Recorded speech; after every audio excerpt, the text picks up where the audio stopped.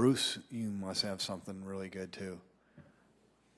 Of course I do. It's Bruce Danielson, and I guess I'm here to entertain you too. All right, good evening, everyone. Welcome to our Tuesday, April 6th, Sioux Falls City Council meeting. Thanks for joining us in person or online tonight. We'll go ahead and get started by reading our roll, please. Council members Brecky? Here. Erickson? Here. Jensen? Here. Kiley? Neitzert? Here. Selberg? Sale? Here. Starr? Here. All right, Councilors Brecky and Sale will be joining us remotely tonight, and here to give our invocation is Jeannie Omland. She's with the Direct Line Prayer Center back to give our invocation. She's been here before. Thank you for coming back. So I'd ask that you stand for that and stay standing for our Pledge of Allegiance immediately to follow. Heavenly Father, we thank you for this wonderful city that we are all citizens of, for this beautiful state, O Lord. I thank you for each council member, for our mayor, Heavenly Father, as you have positioned them to govern and guide our city, O Lord. And in Romans, your word says, for by the grace given me, I say to every one of you, do not think yourself more highly than you ought, but rather think of yourself with sober judgment in accordance with the faith God has distributed to each of you. For just as each of us has one body with many members, and these members do not all have the same function, so in Christ we, though many, form one body, and each member belongs to all the others. We have different gifts according to the grace given to each of us. If your gift is prophesying, then prophesy in accordance with your faith. If it is serving, then serve. If it is teaching, then teach. If it is to encourage, then give encouragement. If it is giving, then give generously. If it is to lead, do it diligently. If it is to show mercy, do it cheerfully. So, Father, I just ask, as these proceedings commence tonight, that you would guide our mayor, that you would guide our council members in the way that they should go, O Lord, that they would lead diligently, O Lord, with hearts of compassion that include every citizen of our fair city, Lord, that you would guide their decisions, Lord God, that they would look to you in all areas, Lord, in the decision-making, in all of the areas presented to them tonight. And Lord, for those in attendance who are presenting their issues, Lord God, that you would give them wisdom in how to proceed. I thank you, Heavenly Father, that your hand is upon all of the decisions made in this room tonight to lead and to guide with integrity. Bless these proceedings in Jesus' mighty name. Amen. Amen. I pledge allegiance to the flag of the United States of America and to the republic for which it stands, one nation, under God, indivisible, with liberty and justice for all.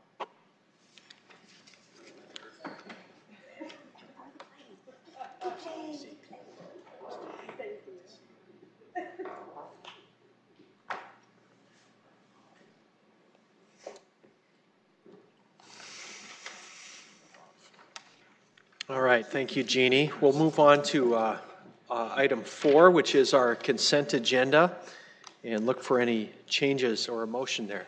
Move approve. Second. All right, motion by Kiley and seconded by Selberg to approve the consent agenda. Any discussion here, council? All right, hearing none, let's take a vote on that, please. Council members Brecky? Yes. Erickson?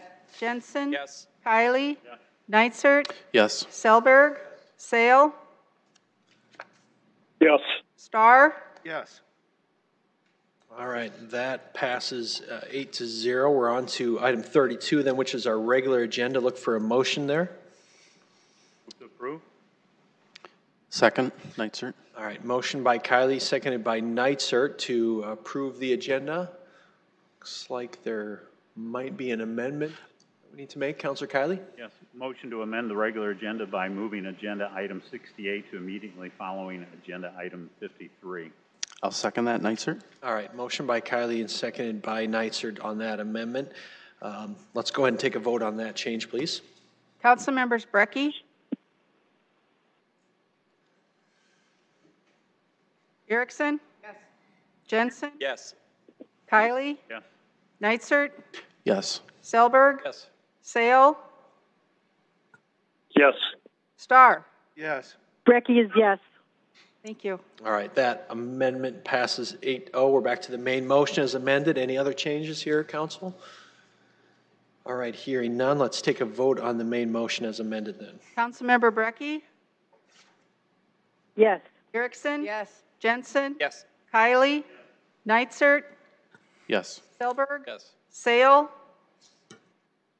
Yes. Starr? Yes. That passes 8-0. Before we continue on, just want to review public input for our meeting tonight on agenda items. For regular agenda items, comments will be limited to 3 minutes unless the item is being presented for final adoption, in which case public input is limited to 5 minutes. For all regular agenda items, comments are limited to the agenda item under consideration only. During general public input portion of the meeting, comments will be limited to no more than 3 minutes per person. So we'll move on to our next item, please. Item 33 is a new 2021 retail malt beverage South Dakota farm wine license for Aurelio Sanchez, Takira Sanchez, 1212 East 10th Street, with conditional use permit CUP 13400-2020 being approved on December 2nd, 2020. Item 34 is a new 2021 retail wine and cider license for Bob LLC, Blue Rock Bar and Grill, 4021 Bob Holla Drive. Item 35 is a new 2021 retail wine and cider license and new 2021-22 retail malt beverage South Dakota farm wine license for GBS LLC Gist Wine Shop, 108 West 11th Street, CUP not required, pending final inspections per building services. Item 36 is a new 2021 retail wine and cider license and new 2021 retail malt beverage South Dakota farm wine license for CBOCS West Incorporated, Cracker Barrel, 2409 South Shirley Avenue, CUP not required. Item 37 is a new 2021 retail wine and cider license for Trifecta Incorporated, Cafia Roastery, 200 South Phillips Avenue. Item 38 is a transfer of a 2021 retail wine and cider license and 2020-21 retail malt beverage South Dakota farm wine license from Pure Fitness LLC, 5120 East Grant Street, to Next Level Group LLC, 5120 East Grant Street, pending final inspection per health. Item 39 is a transfer of a 2021 retail wine and cider license and 2020-21 retail malt beverage South Dakota farm wine license from CEC Entertainment Incorporated, 2600 South Louise Avenue, to CEC Entertainment LLC, 2600 South Louise Avenue. Item 40 is a transfer of 2021 retail liquor license from U.S. Hotel and Resort Management Incorporated, 2320 South Louise Avenue, to Highball LLC, 440 East 8th Street, CUP not required, pending final inspections per Health and Building Services. Item 41 is a new 2020-21 retail malt beverage South Dakota farm wine license for MG Oil Company, Mint Casino, 3611 East 10th Street, with conditional use permit 13797-2021, being approved on March 3rd, 2021, pending final inspections per Health and Building Services. Item 42 is a request to add video lottery terminals with the new 2020-21 retail malt beverage South Dakota farm wine license for MG Oil Company, Mint Casino, 3611 East 10th Street. Item 43 is new 2020-21 retail malt beverage South Dakota farm wine license for MG Oil Company, Mint Casino 2, 3613 East 10th Street, with conditional use permit 13797-2021 being approved on March 3rd, 2021, pending final inspections per Health and Building Services. Item 44 is a request to add video lottery terminals with the new 2020-21 retail malt beverage South Dakota farm wine license for MG Oil Company, Mint Casino 2, 3613 East 10th Street. Item 45 is a new 2020-21 retail malt beverage license for MG Oil Company, 777 Casino A, 1709 Legion Drive, Suite A, with conditional use permit 13592-2021 being approved on February 3rd, 2021, pending final inspections per Health and Building Services. Item 46 is a request to add video lottery terminals with the new 2020-21 retail malt beverage South Dakota Farm Wine License for MG Oil Company, 777 Casino A, 1709 Legion Drive, Suite A. Item 47 is a new 2021 retail malt beverage license for MG Oil Company, 777 Casino B, 1709 Legion Drive, Suite B, with conditional use permit 13592-2021, being approved on February 3rd, 2021, pending final inspections per Health and Building Services. Item 48 is a request to add video lottery terminals with the new 2020-21 retail malt beverage South Dakota Farm Wine License for MG Oil Company, 777 Casino B, 1709 Legion Drive, Suite B. Item 49 is a new 2020-21 retail malt beverage license for MG Oil Company, 777 Casino C, 1709 Legion Drive, Suite C, with conditional use permit 13592-2021 being approved on February 3rd, 2021, pending final inspections per Health and Building Services. Item 50 is a request to add video lottery terminals with the new 2020-21 retail malt beverage South Dakota Farm Wine License for MG Oil Company, 777 Casino C, 1709 Legion Drive, Suite C. Item 51 is a special one-day liquor license for T-Slat Incorporated to be operated at Avera IT parking lot, lower parking level, 212 East 11th Street for Sioux Falls Skidaddy Half Marathon on April 24th and 25th, 2021. Item 52 is a special one-day liquor license and special one-day off-sale wine license for the American Cancer Society to be operated at the Great Plains Zoo and Delbridge Museum, 805 South Kiwanis Avenue, for Magic of Hope Gala on August 27th, 2021. Item 53 is a special one-day wine license for downtown Sioux Falls to be operated at the following locations: 605 Maid Spring Market, 230 South Phillips Avenue, 8th and Railroad Center, 401 East 8th Street, Suite 200A, American Bank and Trust, 200 East 10th Street, Suite 100, American State Bank, 223 South Phillips Avenue, Bechtold Jewelry, 325 South Phillips Avenue, Chelsea's Boutique, 220 South Phillips Avenue, Design House, 910 North Main Avenue, NV Chiropractic, 412 South First Avenue, Great Outdoor Store, 201 East 10th Street, Home Porch Gifts, 217 South Phillips Avenue, Jane Ray Events, 301 South Minnesota Avenue, Suite 2, J.H. & Sons, 216 South Phillips Avenue, Laurie Bell's, 206 South Phillips Avenue, Mint and Basil, 207 South Phillips Avenue, Nyberg's Ace, 200 East 12th Street, Rayfield's Art and Framing, 431 North Phillips Avenue, Say Anything Jewelry, 225 South Phillips Avenue, Simply Perfect, 401 East 8th Street, Suite 108, Sticks and Steel, 401 East 8th Street, Suite 118, T.H. Gray, 330 South Phillips Avenue and Hotel Phillips, 100 North Phillips Avenue for Art and Wine Walk on May 7th, 2021. Jamie, you're making her work for her money tonight. She better get a drink of water. That's right. Jamie Palmer with licensing. I'm here to answer any questions that you have on items 33 through 53. And then I got a late request to withdraw item 34. The applicant called this afternoon and for whatever reason wishes to withdraw that item at this time. So I would need a motion to withdraw that. All right. Thanks, Jamie. Anyone from the public here to speak on any of these items, 33 to 53? All right, councilors, do you have any questions on any of the items presented here? Motion to withdraw item 34. Second. All right, motion to withdraw 34 by Neitzer, seconded by Jensen on this. We'll go ahead and take a vote on that, please. Council members Brecky? Yes. Erickson? Jensen? Yes. Kiley? Yes. Neitzer? Yes. Selberg? Sale? Yes. Starr? Yes. All right, motion to withdraw passes 8-0. So now we're back to items 33 and 25 to 53. Look for a motion to approve those. Move approval. Second, Kiley. All right, motion by Selberg, seconded by Kiley to approve items 33 and 35 to 53. Any discussion there? All right, let's vote on that, please. Council members Brecky? Yes. Erickson? Yes. Jensen? Yes. Kylie? Yes. Neitzer? Yes. Selberg? Sale? Yes. Starr? Yes. All right, that passes 8-0. We're on item 68.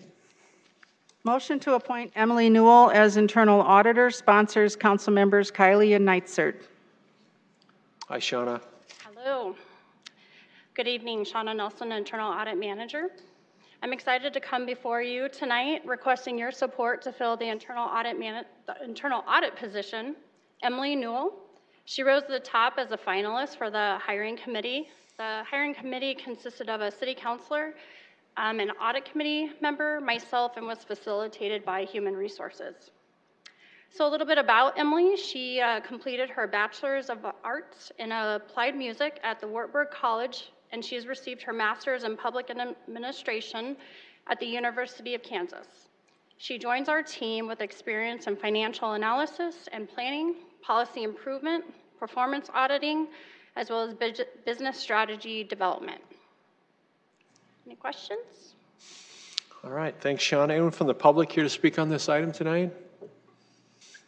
All right, counselors, do you have any questions for Shauna? Go ahead, Counselor Kylie. No questions, but I just would like to thank our audit manager, Shauna Nelson, for her efforts.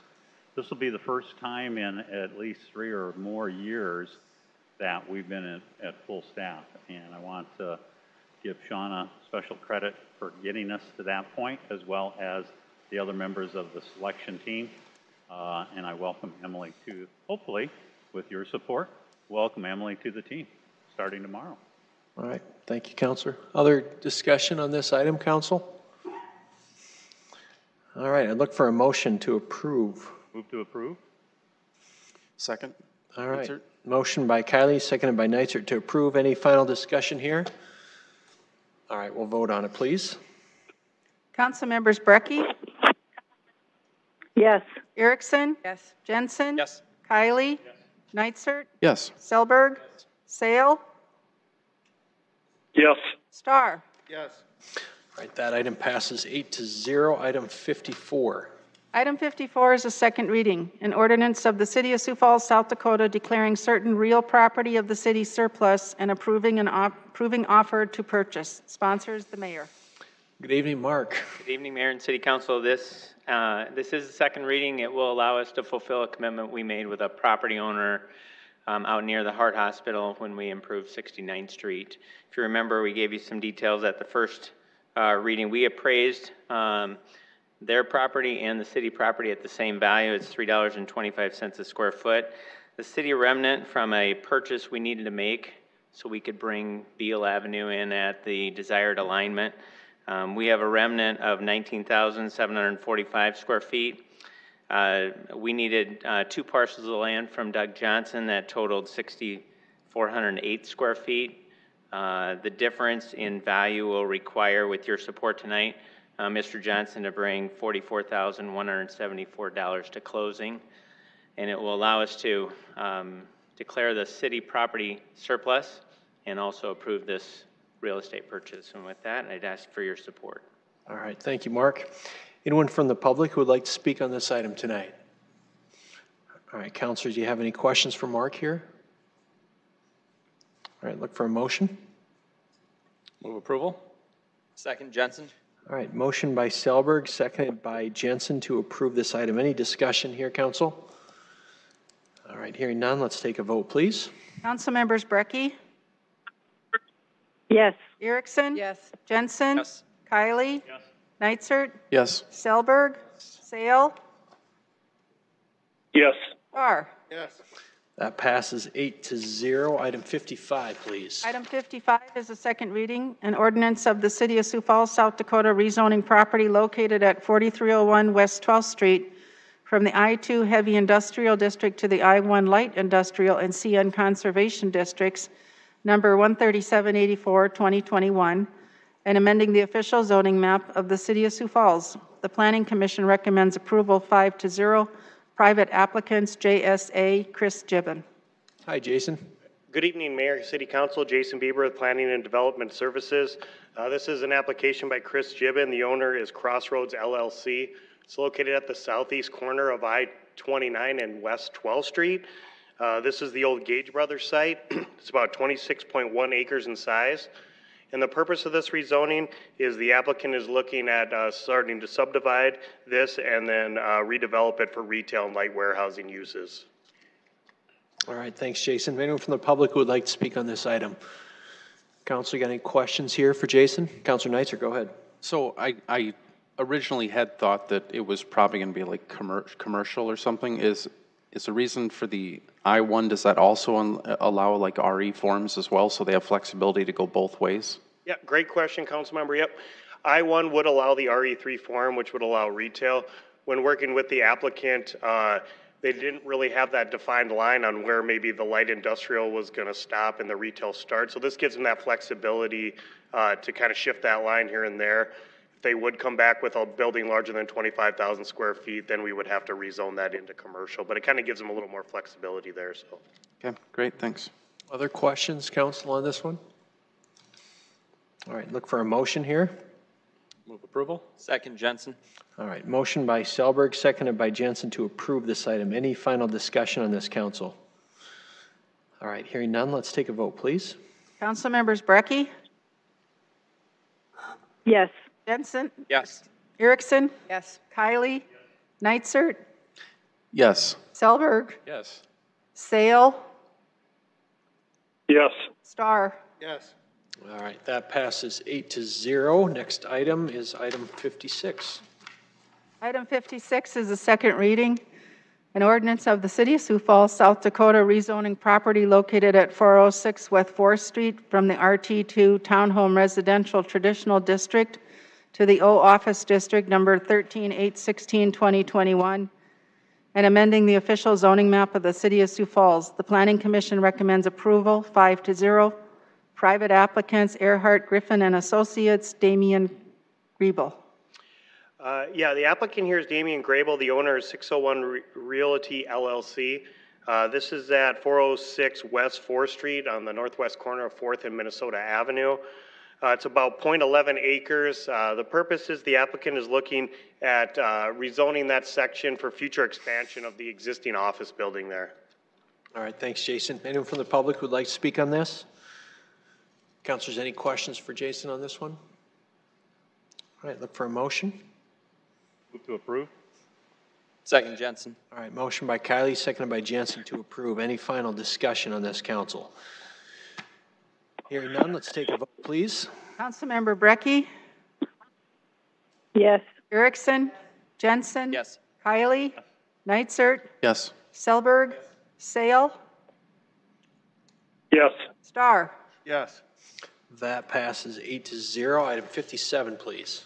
Item 57 is a second reading, an ordinance of the City of Sioux Falls, South Dakota, rezoning property located at 4801 and 4803 South Sunnymead Circle from the O Office and RS Single Family Residential Suburban Districts to the RS Single Family Residential Suburban and CN Conservation Districts, number 13515-2020, and amending the official zoning map of the City of Sioux Falls. The Planning Commission recommends approval, 5-0. Private applicants, Earhart, Griffin and Associates, Damian Griebel.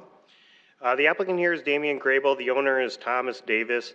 This is located south of East 57th Street and east of South Minnesota Avenue. It's about 1.5 acres in size. The purpose of this rezoning is the applicant is looking at subdividing this 1.5 acres for 4 new single-family lots. All right, thanks, Jason. Anyone from the public who would like to speak to this item? Councilors, any questions here? Move approval. Second.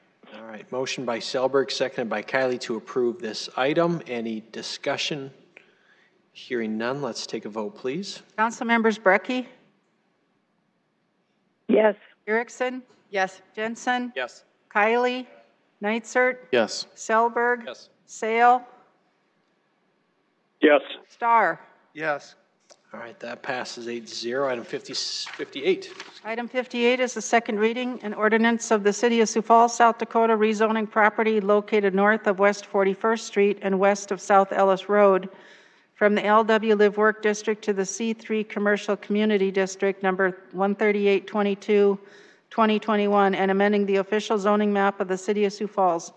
The Planning Commission recommends approval 5-0. Private applicants, Lloyd Companies, Luke Jessen. The applicant and owner here is Luke Jessen with Lloyd Companies. This is located north of West 41st Street and west of South Atlas Road. It's about 1.49 acres in size. The purpose of this rezoning is the applicant is looking at constructing an indoor mini storage facility. All right, thank you, sir. Anyone from the public who would like to speak on this one? Any questions tonight, counsel, for Jason? Counselor Neitzert, go ahead. Can you go back a slide? Okay, so first of all, is access going to be some sort of entrance off of Lancaster? Is that what it's going to, do you know? They have I believe, a private road running between that commercial and the live-work area. So I believe there'll be access there, and they also will probably get an access point on 41st Street at some point. Okay. And then it's just kind of hard to tell. Do you know where the building is actually going to fall? Is it going to be somewhere in that long C3 strip closer to Lancaster or closer to 41st? It's in that little west one, that little west C3 piece. That's what's getting rezoned. Oh, the one. Yep. Okay, that little square there. Yep. Oh, interesting. Okay, very good. Thanks. All right, any other questions for Jason on this? All right, look for a motion here. Move approval, Jensen. Second, Kylie. All right, motion by Jensen and seconded by Kylie to approve item 58. Any discussion here? All right, let's take a vote, please. Councilmember Brecky? Yes. Erickson? Yes. Jensen? Yes. Kylie? Yes. Neitzert? Yes. Selberg? Sale? Yes. Star? Yes. All right, that passes 8-0. Item 59. Item 59 is the second reading, an ordinance of the City of Sioux Falls, South Dakota, rezoning property located east of South Foss Avenue and south of East 18th Street from the LW Live Work District to the RA1 Apartment Residential Low Density District, number 13823, 2021, and amending the official zoning map of the City of Sioux Falls. The Planning Commission recommends approval 5-0. Private applicants, Lloyd Companies, Luke Jessen. The applicant and owner here is also Luke Jessen with Lloyd Companies. This is located at the southeast corner of East 18th Street and Foss Avenue. 18th Street is currently not in yet, but this would be just the west property, small property, that you can see on this map here, just west of the large mixed-use building that Lloyd Companies is constructing. It's about 0.79 acres in size. The purpose of this is they're looking at constructing a 2-story, 12-unit apartment building. All right, thanks, Jason. Anyone from the public who would like to speak on this? Councilors, do you have any questions on this item? Move approval. Second, Neitzert. All right, motion by Councilor Selberg, seconded by Neitzert to approve item 59. Any discussion here, council? All right, let's take a vote on it, please. Council members Brecky? Yes. Erickson? Jensen? Yes. Kylie? Yes. Neitzert? Yes. Selberg? Sale? Yes. Star? Yes. All right, that item passes 8-0. Next item, please. Item 60 is the second reading, an ordinance of the City of Sioux Falls, South Dakota, rezoning property located south of West 85th Street and east of South Townsley Avenue from the O Office District to the RA2 Apartment Residential Moderate Density and the CN Conservation Districts, number 13789, 2021, and amending the official zoning map of the City of Sioux Falls. The Planning Commission recommends approval 5-0 with the following conditions: minimum building setback along 85th Street of 40 feet. Private applicant, Signature Companies LLC, Clint Ackerman. The applicant and owner here is Clint Ackerman with Signature Companies. It's located at the southeast corner of West 85th Street and South Townsley Avenue. It's about 4.88 acres in size. The purpose of this rezoning is the applicant is looking at constructing 2-story apartment townhome style units on the property. All right, thanks, Jason. Anyone from the public wish to speak on this item tonight? Council, do you have any questions for Jason here? Mr. Mayor. Councilor Jensen? Jason, help me with the 40-foot setback on that. Can you explain that 40-foot setback? Absolutely. As we had this, as we know, 85th Street, future plans for that is it's supposed to handle a lot of traffic, get pretty wide with the proposed interchange onto the interstate. We did do an environmental study there that was required as part of that. One of the things that came back on that environmental study is to figure out ways to reduce some of the noise impact on future residential along there. We worked with the applicant on some options, including fencing and things like that. However, there is, I believe it's the Lewis and Clark water line that runs through there, so fencing isn't an option in that area. So kind of a compromise with him is to increase that rear yard setback from 25 to 40, just to be able to get a little bit less noise for those future townhome owners. The Clint with Signature Companies is agreeable to that condition, so. All right. Any other questions for Jason on this item? All right, look for a motion here. Move approval. Jensen. Second. All right, motion by Jensen, seconded by Erickson to approve item 60. Any discussion on the council here? All right, hearing none, let's take a vote on it, please. Council members Brecky, Yes. Erickson, Yes. Jensen, Yes. Kylie, Neitzert, Yes. Selberg, Yes. Sale, Yes. Starr. Yes. All right, that item passes 8-0. Item 61, please. Item 61 is an ordinance of the City of Sioux Falls, South Dakota, rezoning property located at 1700 East 72nd Street North from the RS Single Family Residential Suburban and RD1 Twin Home Duplex Residential Suburban Districts to the RA2 Apartment Residential Moderate Density RD1 Twin Home Duplex Residential Suburban and L1 Light Industrial Districts to 138-18-2021 and amending the official zoning map of the City of Sioux Falls. The Planning Commission recommends approval 5-0. Private applicants, Parkland Real Estate Group, Clint Dreyer. As we know with this specific rezoning, we did have quite a bit of neighborhood input and opposition to the proposed rezoning here. We did require the applicant to do a traffic memo. That was completed on Friday. We, as a staff, really needed a little bit of additional time to maybe look through that. We also met with myself and Shannon Austin with traffic, met with a couple neighbors last night up there in that area. They brought forth some valid concerns and maybe some options on how to compromise with this. We gave those options to the applicant. The applicant has agreed to defer this, or is requesting to defer it to the May 4th meeting.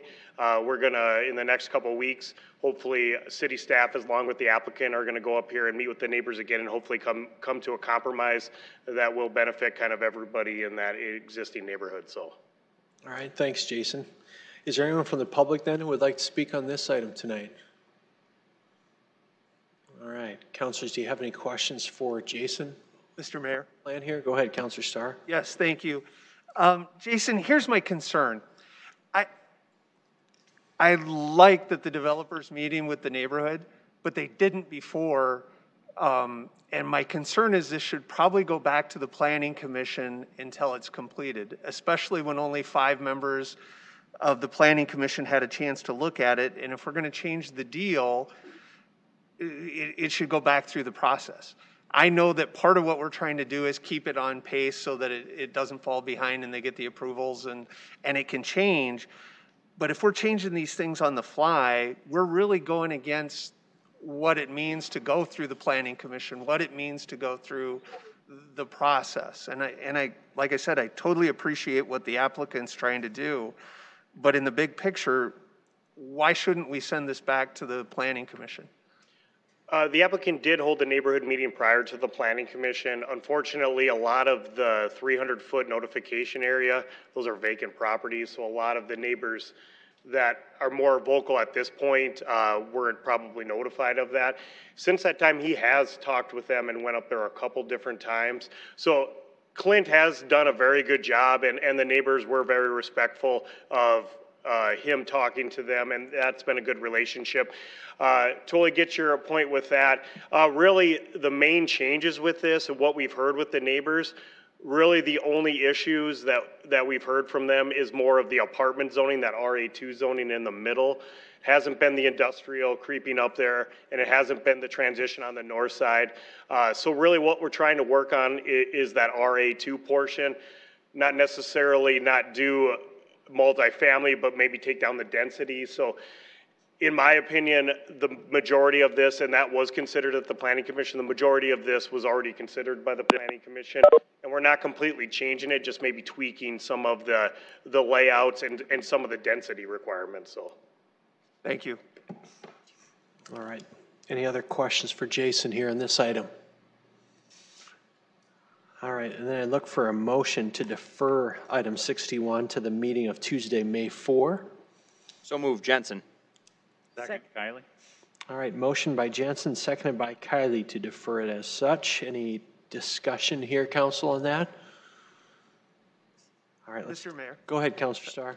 I think I made my point as part of the question. It's just when we're seeing only 5 members of the Planning Commission voting on things, and we're tweaking and moving, and we don't know what this is going to be, we really are taking one step of the public's ability to weigh in on these as well. And going back to the Planning Commission probably makes more sense, but it is what it is at this point, and I think the message is there. And I don't want the applicant to think that we're not considering that they're not working with the neighborhood. I totally get that, and we respect that, and it's one of the things we look for as part of this. But when we try to keep things moving faster, we take part of the process out. So, thank you. Mr. Mayor? Go ahead, Councilor Kylie. While I'm not sure whether the deferral will pass or not, did we take public input or seek any public input on this? We did, yep. Okay, thank you.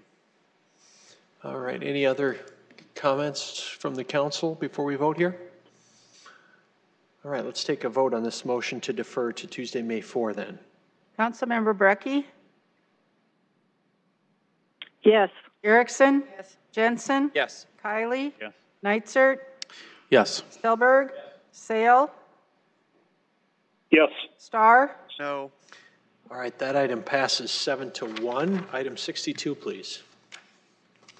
Item 62 is a second reading and ordinance of the City of Sioux Falls, South Dakota, amending the Code of Ordinances of the city by amending Chapter 160 zoning by adding subchapter original art murals and amending sections 160.005 and 160.578. The Planning Commission recommends approval 5-0. The sponsor is the mayor. Good evening, Jeff. Good evening, Mayor, Council. Jeff Eckhoff, Planning and Development Services. This is the second reading for the Mural Ordinance. You guys were tough on Shauna, so she had to retire. So she sent me in her place this week. As you know, this has been the work of the Visual Arts Commission to put this ordinance together with the intent of encouraging art and murals in our community. We believe they add life and vitality to our town, make things activated, and make our downtown more interesting and engaging. This mural encourages that, provides a registration process. It's not a permit, it's a registration. Those will not be a fee. We'll get information on the building owner, who the artist is, kind of what the concept is. And then our intent is to wrap those into our other city tours that we have that are online with art, with our sculptures, as well as with our historical places, so people can find them more accessible. There's a good neighbor policy. They need to notify their neighbors next to them and across the street in the visual sight lines of their mural.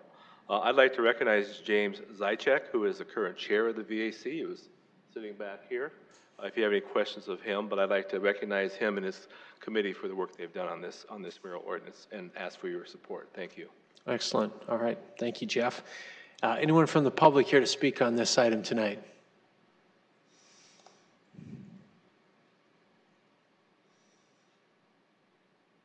Good evening. Greetings. I'm David Zokaitis, and I happen to wear a very artsy shirt for tonight's rather artsy presentation. We're talking about murals. I mean, what could be better? And the change is an amendment to City Ordinance 160 to allow murals. Part of what was written for this new ordinance is that we are encouraging artistic expression. Beautiful, beautiful. And we want to maintain existing murals. I happen to think that's really nice, but you would probably expect that from me the way I talk about landscapes all the time. And here's kind of a mural that already exists. It's not really a mural, but when you ride the bike trail and go under this bridge, it kind of looks nice. So good job, everybody. All right, thank you. Any other comments tonight? All right, no more public input. Council, do you have any questions for Jeff on this? Councilor Neitzer, go ahead. Yeah, I definitely do. And let me preface this by saying I'm definitely for murals. I love murals. But as someone who's looked at this sort of thing over the years, this is a very interesting subject because it's debatable when does a sign become a mural or vice versa. So as you're looking at this, well, first of all, what zoning districts would a mural be allowed in? Let's start with that. Or forms or... Excuse me. Primary, we'd be looking at commercial, but it does allow for residential, I think broadly speaking, but we're actually writing the rules for it right now and drafting those. Our focus would be in the commercial area primarily. If you asked your neighbors and one of them objected, what happens? They would be able to come to council like anything else, any other issue, and in like a public comment, they could certainly agree with it, but we don't have a process where that would be denied based on that.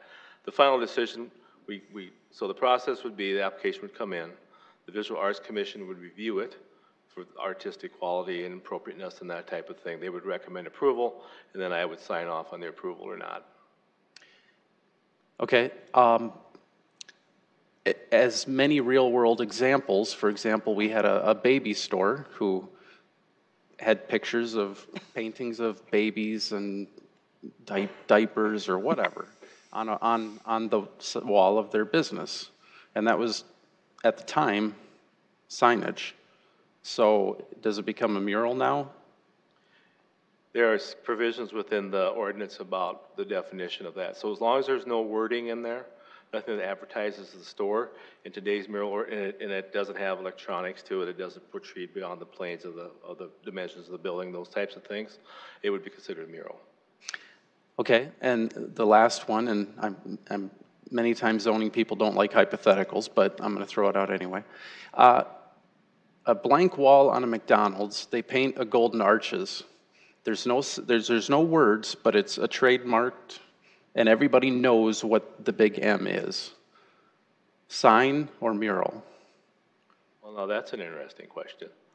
And it's way bigger than what they could normally have in a dimension of a sign. Okay. I guess I'll have to give that some thought and get back to you on that, Counselor. Okay, and that's one of the things that we always struggled with, right. Was you run into these edge cases where maybe they're only allowed to have a sign this big, but then if they paint it on a wall 7 times larger and they call it a mural, yeah, then the guy down the street wants to do the same thing. So the initial reaction would be anything that's trademarked or copyrighted like that would be considered part of a sign because it's known that those symbols represent the company. And then finally, in theory, I certainly have no problem with not having people doing things that are quote unquote inciting violence and things like that. But that one does. There's some subjectivity to some of that language. Like for example, if somebody wanted to make some sort of a political statement. Is there going to be no words allowed in any case?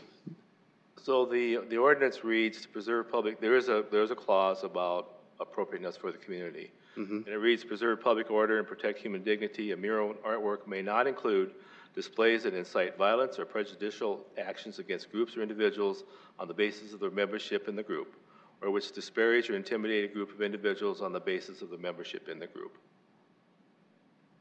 So we will look at it in that context. And we understand that anytime you allow any type of artistic expression or signage or wording or anything, that there's always First Amendment issues, and we've worked with the legal department on this.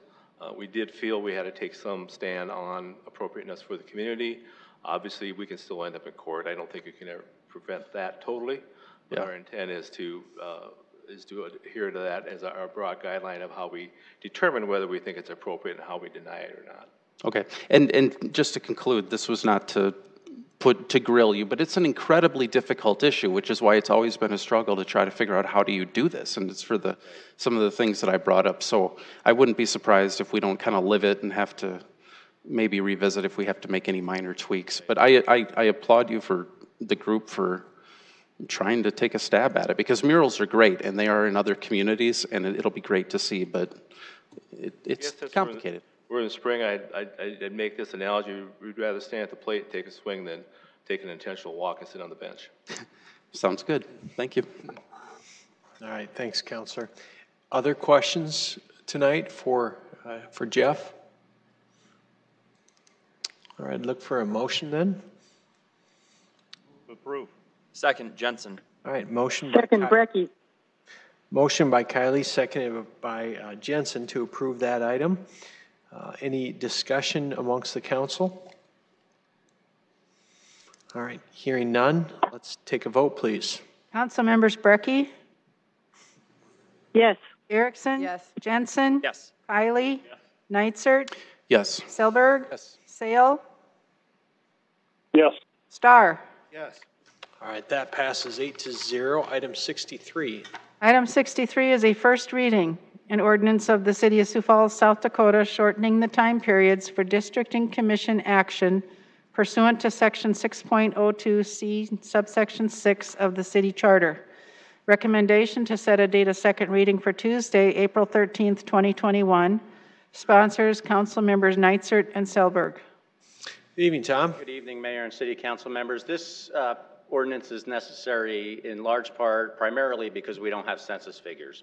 As you know, we're going through the redistricting process this year, and we're required by city charter to do it after each decennial census.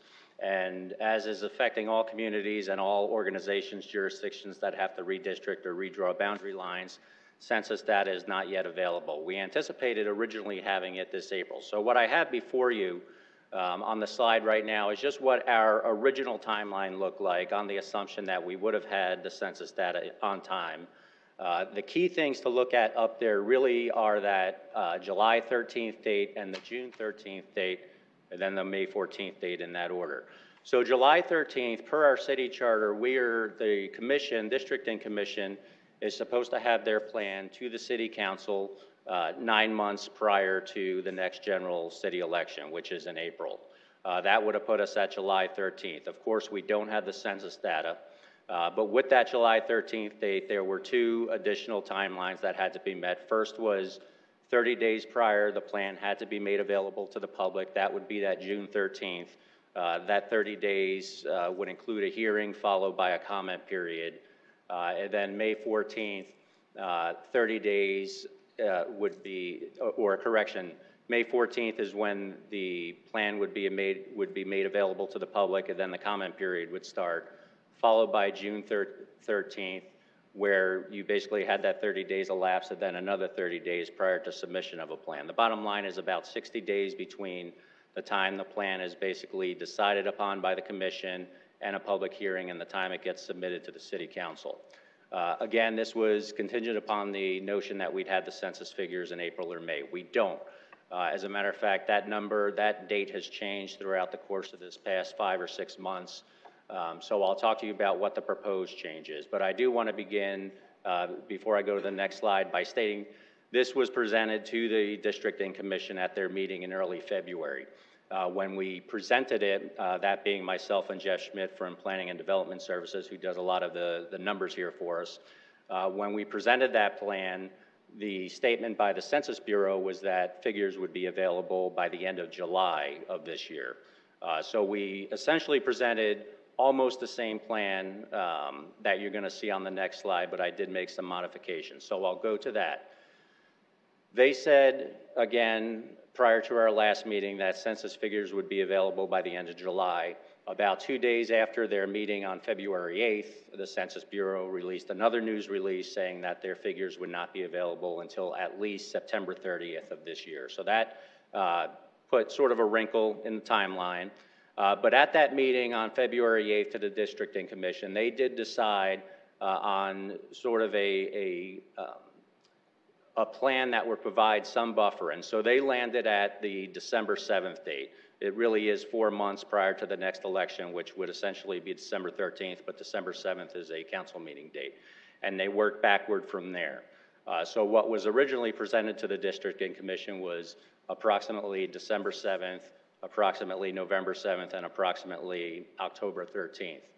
But that changed based on the further pushing back of the census figures. So I informed the commission that I would request that we make an additional change, and that additional change would be between the time that the commission has its comment period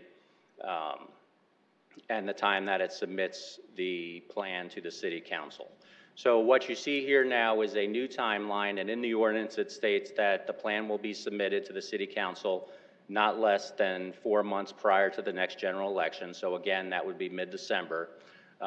The proposed ordinance also says that basically the time between that 30-day comment period and submission of the plan to the council will be changed from 30 days to 10 days.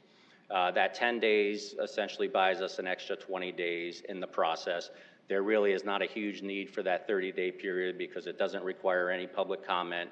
And in the past, it's essentially been used to prepare the report, actually write it, get it on an agenda and submit it to the council. That's not to say it may not take more than 10 days, but it does provide a buffer. So what you see here is the new timeline.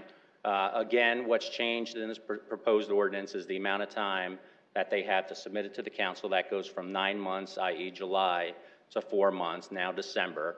It changes the time between the comment period of 30 days and submission to the council, so that's November 24th. It changes it from 30 days to 10 days.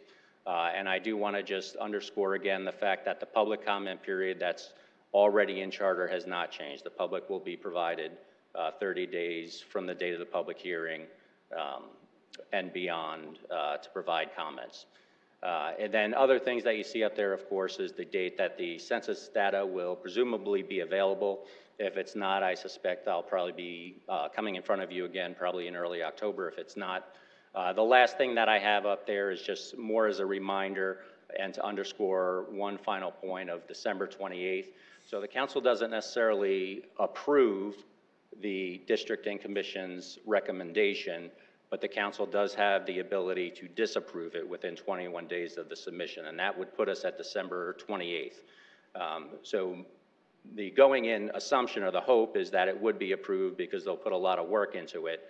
And if it is approved by December 28th, I do just want to remind you that we still have to go through the process of changing our precinct boundaries in ordinance because presumably some of them will change names from, say, the Northeast District to Southeast or any combination thereof. So that's all I have, subject to any questions. All right, thank you, Tom. Anyone from the public here to speak on this one tonight? All right, councilors, you got any questions for Tom here? I'm not seeing any. Look for a motion. Set a date of second reading for Tuesday, April 13 on this. Move to approve. Second. Councilor Erickson.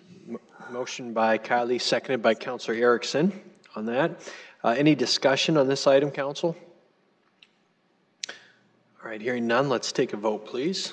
Council members Brecky, Yes. Erickson, Yes. Jensen, Yes. Kylie, Yes. Neitzert, Yes. Selberg, Yes. Sale, Yes. Starr. Yes. That passes 8-0. Item 64. Item 64 is a resolution of the City of Sioux Falls approving the preliminary plan of Crossroads Edition 13792, 2021. The Planning Commission recommends approval 5-0. Private applicants, JSA Consulting Engineers, Land Surveyors Incorporated.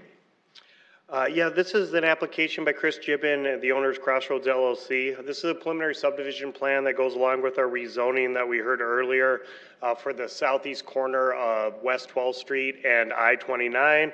They're just looking at subdividing the property and redeveloping it for retail and light warehousing. All right, thank you, Jason. Anyone from the public who would like to speak on this one? All right, council, questions for Jason here? All right, I'm hearing none, so look for a motion to approve 64. Move approval. Second, Jensen. All right, motion by Selberg, seconded by Jensen to approve. Any discussion here? All right, hearing none, let's take a vote, please. Council members Brecky, Yes. Erickson, Yes. Jensen, Yes. Kylie, Yes. Neitzert, Yes. Selberg, Yes. Sale, Yes. Starr. Yes. That passes 8-0. Item 65. Item 65 is a resolution of the City of Sioux Falls approving the preliminary plan of Sunnymead Edition 135-14-2020. The Planning Commission recommends approval 5-0. Private applicants Earhart Griffin and Associates, Damian Grable. This is the preliminary plan that goes along with the rezoning that we also heard earlier in the night, south of East 57th Street and east of South Minnesota Avenue. They're looking to subdivide the 1.5 acres for 4 new single-family lots. All right, thanks, Jason. Anyone from the public here to speak on this item? Councilors, you got any questions here? Move to approve, Erickson. All right, motion by Erickson, seconded by Kylie to approve 65. Any discussion on the council here?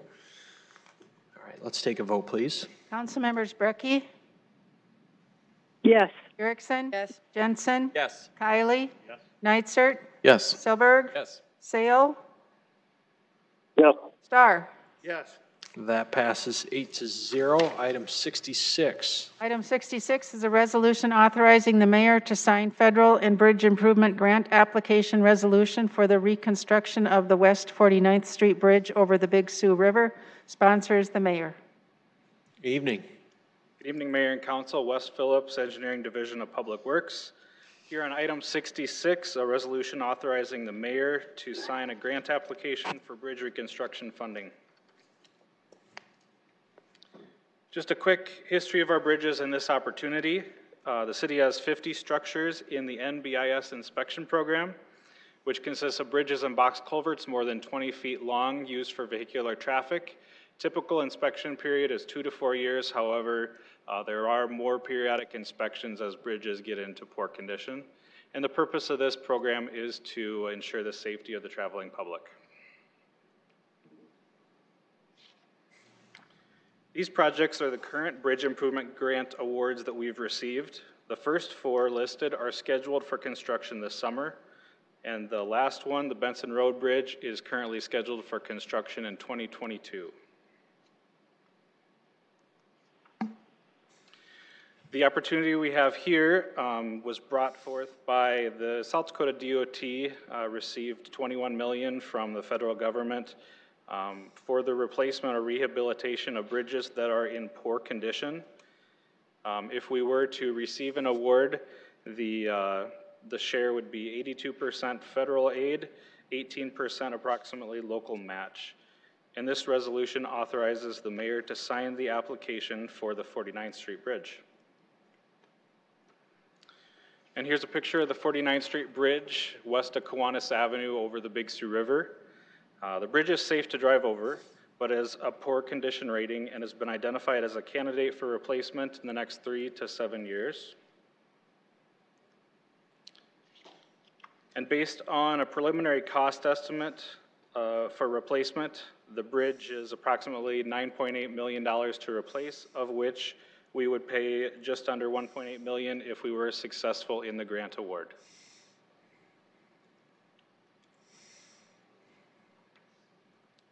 And this resolution authorizes the submission of this application, and engineering requests your support and approval. Any questions? Thanks, Wes. Appreciate it. Anyone from the public here to speak on this item? All right, councilors, you have any questions for Wes? Councilor Starr? Yes, Wes, is the 1.8, the local match already in the CIP program in the next 5 years? We would probably adjust the programming depending on when the award period is. We currently are in the process of programming the 49th Street Bridge tentatively in 2026. So if we were able to receive an award, we would bump that up sooner. What's the likelihood, or is this a multiple time to apply, or is it, how do they prioritize the funds, or is that the secret?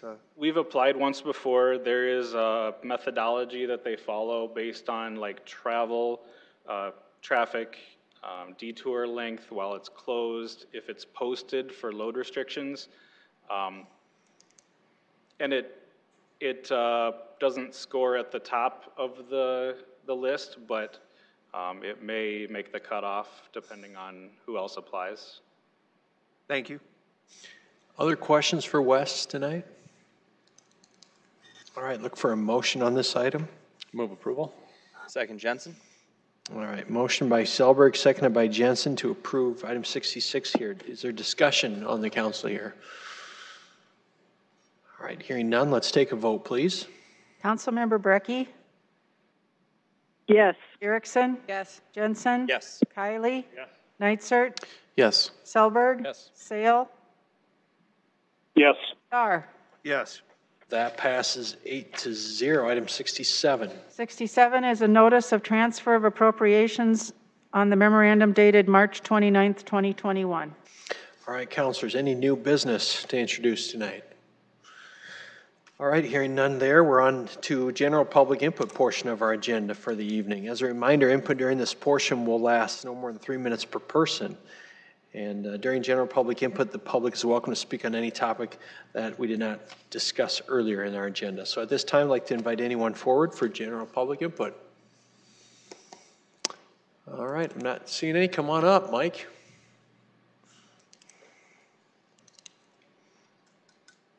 Good evening, sir. We can flip that on for you. Mike Zero to Sioux Falls. Getting close to summertime, I think it's time that we get outside and enjoy life. Something I got thinking about. Just something I thought we could do sometime in the future. Preserve some of our old highways.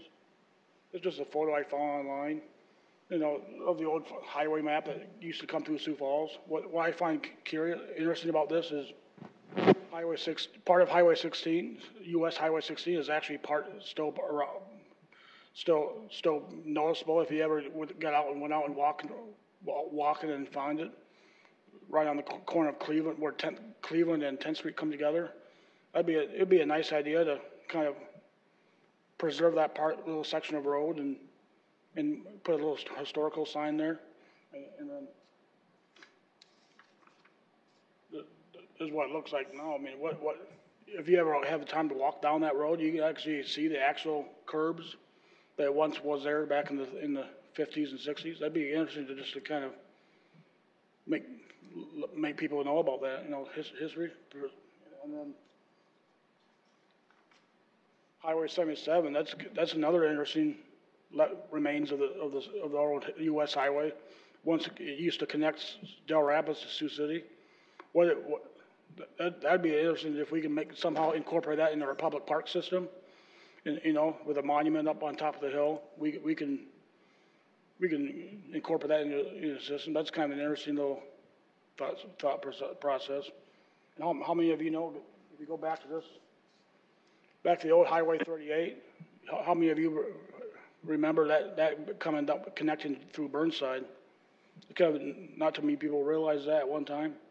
So I mean, as we get out and enjoy nature and get outside in this summertime, we should highlight some of these things going forward, and it'd be nice to preserve some of the old history of our highway system.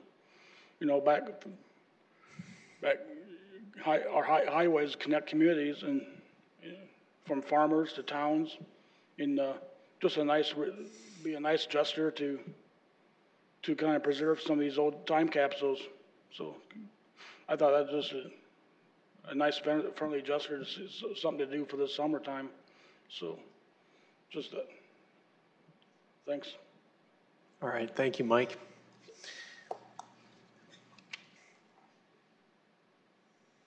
Sierra Bristol, Sioux Falls. I want to address this panhandling first. I just dealt with an officer, and I just talked to sergeant, and I hope the mayor clarifies it with his chief of police. When we have people panhandling on private properties and people want no trespassers, we need to issue it because the police does not own commercial property.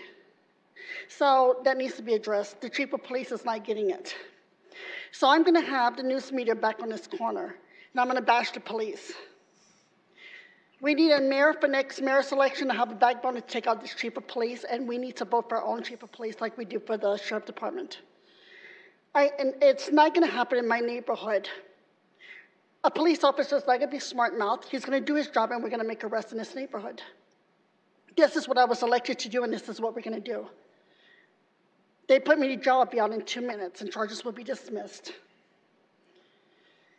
So I went to table ministry, and it was church at the bar at Shenanigans on the Thursday nights at 6:30. And so I'm tired of fighting with Pierre on this transgenderism stuff and all of this nonsense because they're so spiritual. And so I'm going to hit Pierre next coming legislation on their spirituality in the Bible because we're mixing spirituality with politics and we're not getting nowheres.